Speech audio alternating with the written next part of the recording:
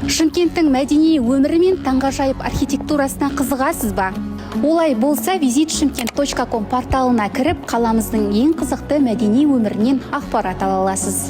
Бүгінгі шығарылымда Tulip Hall ғимараты туралы қызықты ақпаратпен бөлісеміз.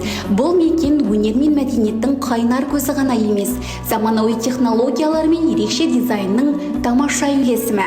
17.964 метр квадрат аумақта орналасқан бұл ғимаратта 2066 орындық концерт залы, 45 орындық салтанат залы, мультимедиялық бөлмелер мен көрме галереясы, баспасөз орталығы және конференц зал секілді жоғары деңгейде жабдықталған кең залдар бар.